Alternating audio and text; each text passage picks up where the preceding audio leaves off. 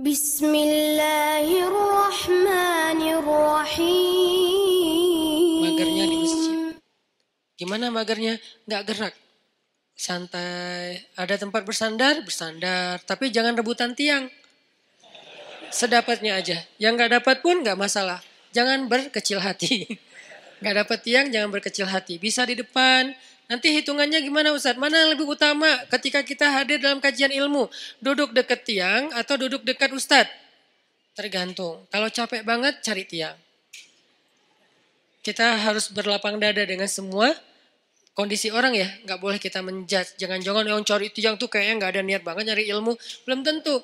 Kita mungkin kalau secapek dia, bahkan datang juga enggak. Dia masih mending udah datang. Walaupun bersandar di tiang. Yang penting jangan sampai pagi. Udah sampai beres taklim pulang. Ini artinya teman-teman bahwa ini termasuk di antara cara menghabiskan waktu yang paling berkah tuh. Duduk di masjid, dengerin ilmu, salah satunya. Bukan satu-satunya, karena kebaikan tuh banyak banget. Nah, sesuai dengan judul kita, itu kaitannya dengan wal asr ya, demi masa. Innal insana lafi khusr. Manusia itu dalam kerugian. Illal ladzina amanu wa amilus solihat wa tawasaw bil haq wa tawasaw bis sabr. Kecuali orang yang secara yakin dia orang yang beriman, secara zahir dia orang yang beramal soleh, dan secara mental dia orang yang, secara sosial dia orang yang bergaul dalam bentuk wa tawasaw bil haq wa tawasaw bis sabr. Itu orang yang beruntung. Tapi saya bicara tentang memanfaatkan waktu dengan baik. Saya mau membawa kita ke sebuah hadis Nabi SAW tentang 7 golongan yang mendapatkan naungan Allah pada hari ketika tidak ada naungan kecuali naungan Allah. Sab'atun yudhilluhumullahu fi dhillih yawma la dhilla illa dhilluh. Dan dari 7 golongan ini kita nggak akan bedah satu persatu. Kita ambil satu aja, nomor 2. Kalau nomor 1 apa? Imamun adil. Imam yang adil. Imam yang adil ini siapa? Pasangan Ustadz. Bukan. Itu imam hidup. Imam yang adil. Imam yang adil itu maksudnya pemimpin. Pemimpin yang adil.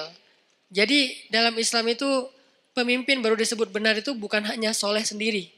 Jadi kalau ngelihat pemimpin jangan ngelihat dia rajin tilawah. Itu urusan dia dengan Allah. Itu personal.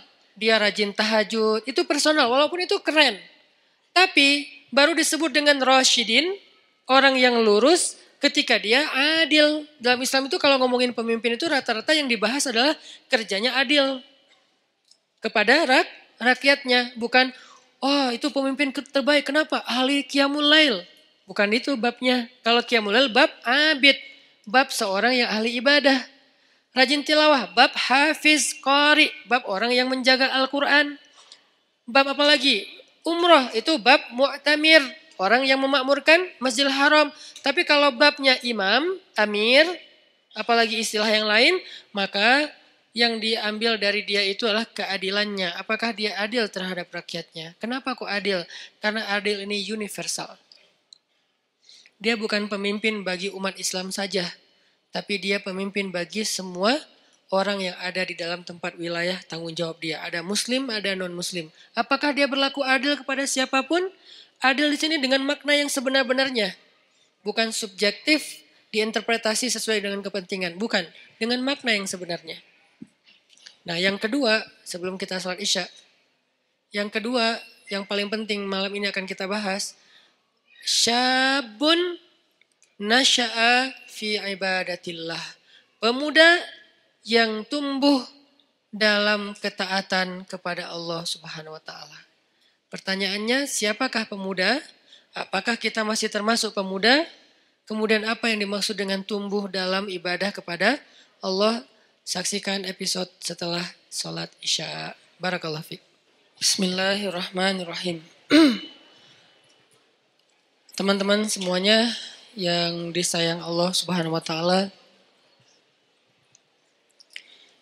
Tadi kita membahas tentang niat kita hadir ke sini dan itu juga salah satu di antara amal solih dan kebaikan yang kita dapatkan hanya dengan sekedar duduk di masjid.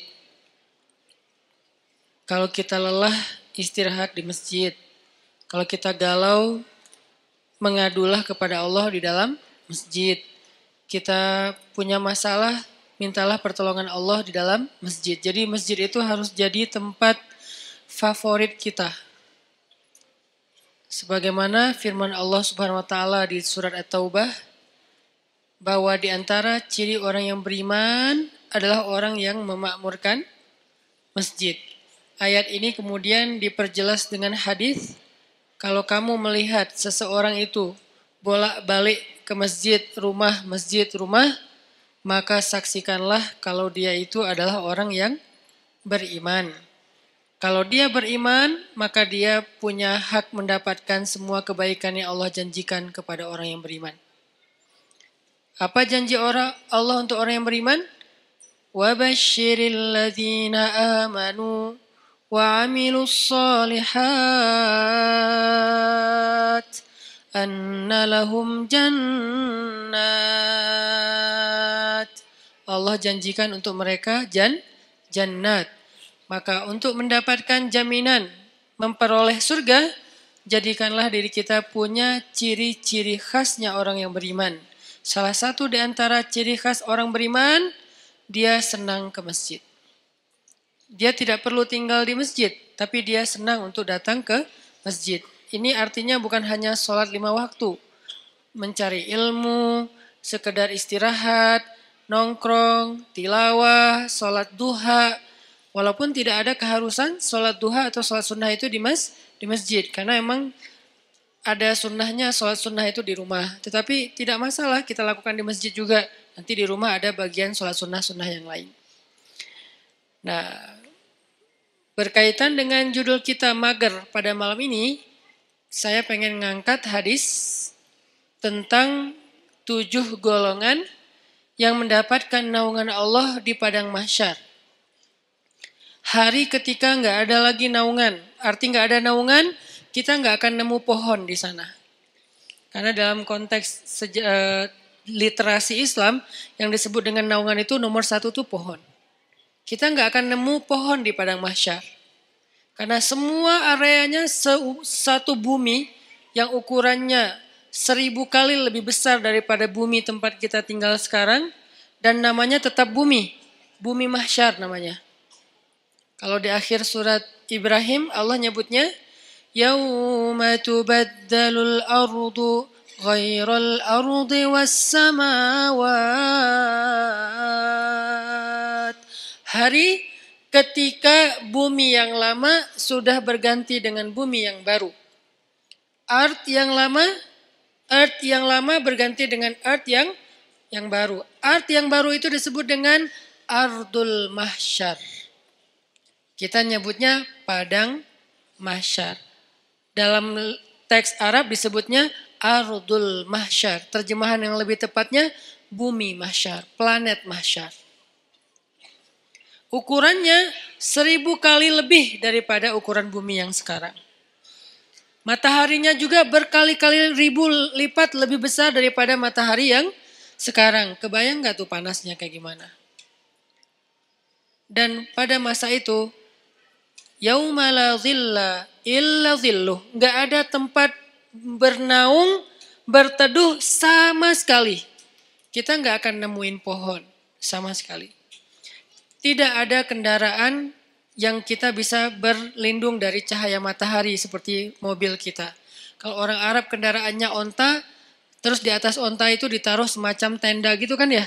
Itu udah gak ada. Kalau dalam konteks modern, mobil. Nggak ada rumah tempat kita berteduh dengan ruang ber-AC. Sama sekali nggak ada. Semua tempat itu panas. Syukran ya Rabbi, syukran. Hadaita qalbi, syukran.